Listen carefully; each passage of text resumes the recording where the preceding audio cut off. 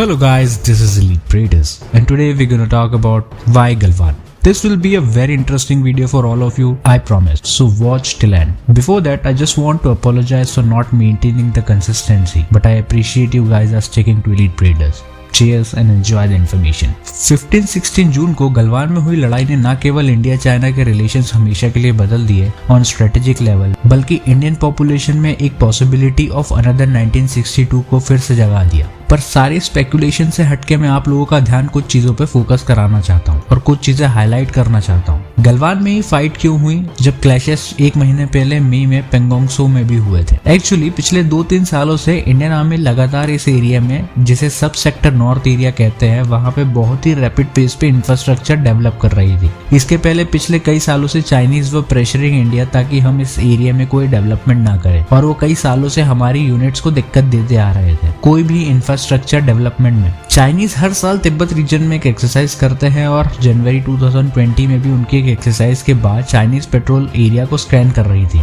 तभी उन्हें लगा अब तक का सबसे बड़ा शॉक। अब ये सवाल आता है कि चाइनीज ये एरिया स्कैन कैसे कर सकते हैं जबकि ये हमारी टेरिटरी में आता है। तो कई मिलिट्री वेटरन्स और एक्सपर्ट ने साफ किया है क्योंकि यहाँ पे बॉर्डर मार्क नहीं है, इसलिए दोनों देशों की पेट्रोल सर्टेन पॉइंट तक एक दूसरे की टेरिटरी में अंदर आती जाती रहती है और एक दूसरे के एरिया में हो रहे डेवलपमेंट पे नजर रखती है। लेकिन जब चाइनीज इस एरिया को स्कैन कर रहे थे तब उन्होंने गलवान वैली में कई बड़े और छोटे ब्रिजेस और ट्रैक्स देखे जो गलवान वैली को डीबीओ से बेहतरीन कनेक्टिविटी देते हैं। इससे न केवल चाइनीज के कान खड़े हुए बल्कि उन्हें ये भी समझ में आ गया कि इंडियन आर्मी ने इस बार उन्हें उन्हीं के गेम में बीट कर दिया है। Kudos to all Indian army sappers and infantry troops who supported these developments, और जो अड़े रहे चाइनीज के सामने ताकि हमारा इंफ्रास्ट्रक्चर डेवलप होता रहे। मैं जिन ब्रिजेस की बात कर रहा हूँ वो ये ब्रिजेस हैं जो गलवान वैली को कनेक्ट करते हैं डीबीओ रोड से और रेपसांग प्लेन में जाने के लिए एक अल्टरनेटिव रास्ते का ऑप्शन दे सकते हैं। गलवान वैली की इंपॉर्टेंस समझने के लिए आपको इस मैप पे ध्यान देना होगा। काराकोरम पास से चुमार तक 65 पॉइंट्स है जहाँ पे इंडियन आर्मी पेट्रोल करती है और उन्हें कहते हैं पेट्रोल पॉइंट्स। हर एक पेट्रोल पॉइंट का आइडेंटिफिकेशन होता है एक 10 डिजिट ग्रिड रेफरेंस से। इस एरिया में हमारी मिलिट्री प्रेजेंस बहुत कम थी क्योंकि इन दिसंबर 1962 एक प्रपोजल साइन हुआ था आफ्टर द वॉर ऑफ 1962 जिसे कहते हैं कोलंबो कॉन्फ्रेंस प्रपोजल, जिसमें लिखा गया था कि इस एरिया में कोई भी पोस्ट दोनों देशों के मिलिट्रीज नहीं संभालेंगी और ना ही यहाँ पे मिलिट्रीज पेट्रोल करेंगे। इसलिए अभी तक इस एरिया में हमारी तरफ से या तो Indo Tibetan border police petrol कर रही थी या फिर लद्दाख स्काउट। इंटरेस्टिंग बात यह है कि इंडिया ने लद्दाख स्काउट्स जो कि JNK मिलिशिया के साथ रेस की गई थी उनकी हेल्प से इन एरिया में पेट्रोलिंग की। मिलिशिया मतलब वो लोग जो प्रोफेशनल सोल्जर्स नहीं होते पर इक्वली ट्रेंड होते हैं। बट अब JNK militia, JNK light infantry और लद्दाख स्काउट्स दोनों ही इंडियन आर्मी की रेजिमेंट्स बन चुकी हैं। आप हमारी मिलिट्री प्रेजेंस का अंदाजा स्टैंड ऑफ से पहले इस फिगर से लगा सकते हैं कि समर्स में हमारी 2 लद्दाख स्काउट की कंपनीज मतलब अराउंड 200 to 300 ट्रूप्स और 2 ITBPs की कंपनीज यहाँ पे डिप्लॉय रहती थी और विंटर में सिर्फ एक लद्दाख स्काउट की कंपनी रिस्पॉन्सिबल थी पूरे सब सेक्टर नॉर्थ एरिया के लिए, जो कि एक बहुत बड़ा और बहुत ही हार्श वेदर कंडीशन वाला एरिया है। हालांकि इंडियन आर्मी ने पेट्रोलिंग शुरू करी थी after seeing incidents growing in 2013-14, but वो बहुत ही कम थे। इंडिया गलवान वैली में बहुत रैपिडली और बहुत सरप्राइजिंगली डेवलपमेंट कर रहा है। इंडिया यहाँ पे लगातार ब्रिजेस और रोड्स बनाते जा रहा है जो इंडिया को न केवल फास्ट ट्रूप मूवमेंट में हेल्प करेंगी बल्कि इंडियन लॉजिस्टिकल कैपेबिलिटीज को बहुत ही एनहांस कर देंगी। जहाँ पहले हम सिर्फ फुट पेट्रोल से जाया करते थे, आज वहाँ पे हमारे 2.5 टन पहुंच रहे हैं। पर इस चीज से चाइनीज इतने नर्वस क्यों हैं?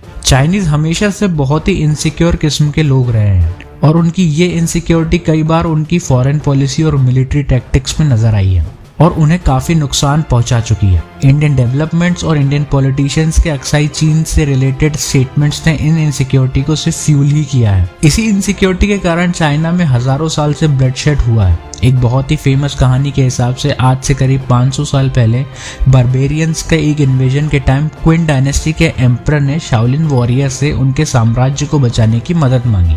शाओलिन वॉरियर्स ने जब इन्वेजन को रोक के दुश्मन को हरा दिया तब एम्परर के एडवाइजर ने एम्परर की इनसिक्योरिटी को फ्यूल किया और कहा कि अगर ये इतने पावरफुल एनिमी को हरा सकते हैं तो ये आपको भी अपनी गद्दी से उठा सकते हैं। इसके बाद एम्परर ने ही अपनी सेना भेज के जश्न मना रहे नशे में धुत शाओलिन वॉरियर्स को मरवा दिया। उनमें से कुछ शाओलिन वॉरियर्स भाग निकले और उन्होंने आगे चल के अपनी जिंदगी लगा दी उस एम्परर को गद्दी से नीचे उतारने में। मैंने आपको ये कहानी फिजूल में नहीं सुनाई, इसका आज की करंट सिचुएशन से बहुत ज्यादा कोरिलेशन है। According to Chinese, Indian infrastructure एक डायरेक्ट थ्रेट प्रेजेंट करता है हाईवे G219 को, जो कि चाइनीज के लिए बहुत ही की हाईवे है LAC पे अपनी प्रेजेंस बनाए रखने को, फ्रॉम लद्दाख टू सिक्किम। पर चाइनीज की इनसिक्योरिटी सिर्फ यहीं तक नहीं रुकती, वो ये समझते हैं कि इंडिया अक्साई चीन और तिब्बत को बहुत इफेक्टिवली एक्टिवेट कर सकता है और उनके लिए बहुत प्रॉब्लम क्रिएट कर सकता है अगर इंडिया इसी तरह LAC पे डेवलपमेंट करता रहा तो। क्योंकि आज तक चाइनीज को एज सिर्फ कनेक्टिविटी और इंफ्रास्ट्रक्चर में ही था इस एरिया में। इंडियन डेवलपमेंट्स और डिप्लॉयमेंट इन गलवान न केवल चाइनीज के लिए थ्रेट है, बट अगर किसी तरह वो इस एरिया को कंट्रोल कर पाते हैं तो गलवान के थ्रू चाइनीज को एक अल्टरनेटिव रास्ता मिल जाएगा इनटू लद्दाख, जिससे वो DBO और पूरे काराकोरम पास वाले स्ट्रेटेजिकली वेरी इंपॉर्टेंट एरिया को कट ऑफ कर सकते हैं। अब मैं आपको एक बिल्कुल अलग पर्सपेक्टिव देने वाला हूँ इस पूरी प्रॉब्लम के एक और चाइनीज गोल को समझने का। मेरे असेसमेंट के हिसाब से क्योंकि चाइना अपनी सेमीकंडक्टर इंडस्ट्रीज जिनजियांग रीजन में शिफ्ट कर रहा है due to shortage of water in mainland China, और semiconductor industries needs a lot of fresh water to operate, Chinese जरूर नुब्रा वैली और श्योक रिवर के पानी को जिनजियांग रीजन में डाइवर्ट करना चाहते हैं to support their industries. But there is always a big but when Indian military is involved anywhere, क्योंकि चाइनीज ने ये स्टैंड ऑफ उस समय पे एक्टिवेट किया जब पूरी दुनिया में कोविड के कारण उनकी रेपुटेशन की धज्जियां उड़ी हुई थी। इसलिए इंडियन गवर्नमेंट को पॉपुलेशन का पूरा सपोर्ट मिला और इंडिया ने इम्पॉसिबल लगने जैसे इंफ्रास्ट्रक्चर डेवलप कर डाले 2 साल में, जिनमें शायद 10 साल लग जाते। Indian deployment is the heaviest in past 7 decades in this area and we will stay there now। क्योंकि चाइनीज ने खुद कोलंबो एग्रीमेंट को ब्रीच किया है तो अब इंडियन मिलिट्री ऑफिशियली वहां पे अपनी प्रेजेंस बढ़ा सकती है, और मेरे हिसाब से इंडिया की जितनी ज्यादा प्रेजेंस होगी इस एरिया में और जितनी ज्यादा हमारी एरियल और ग्राउंड कैपेबिलिटीज डेवलप होती जाएंगी, उतना फायदा इंडिया को फ्यूचर में POK में होने वाले ऑप्स में मिलेगा। क्योंकि एक पॉसिबिलिटी ऑफ चाइनीज इंटरवेंशन सारे एक्सपर्ट स्पेकुलेट कर रहे हैं due to their investment in POK, तो उसको बहुत हद तक कंटेन किया जा सकता है क्योंकि इतनी डिटरेंस इंडिया बना चुका होगा उस टाइम तक कि Chinese will definitely think twice to open a front. और हाई एल्टीट्यूड पे चाइना अब शायद ही भिड़े इंडिया से, after seeing what happened in Galwan, Black Top and very recently in Arunachal Pradesh. ये स्टैंड ऑफ इंडिया के लिए एक ब्लेसिंग इन डिस्गाइज की तरह है, क्योंकि इंडिया अब वहां पे फोकस कर रहा है जहां पे फोकस करना की सबसे ज्यादा जरूरत है, और अब हम सच में G219 की तरफ काफी तेजी से बढ़ रहे हैं। इन द एंड गलवान के वीरों को नमन और जय हिंद। आई होप आपको ये वीडियो इन्फॉर्मेटिव लगा होगा। मैंने इसको ज्यादा से ज्यादा क्रिस्प और शॉर्ट रखने की कोशिश की है, पर आई वुड रिकमेंड आप डोकलम और स्टैंड आउट 2020 वाला वीडियो जरूर देखें to get a good grip on our pattern of responses. And please like the video so that YouTube algorithm will show this video to a lot of people and a lot of people will get aware of this information about Galwan and our developments in this area. Thank you.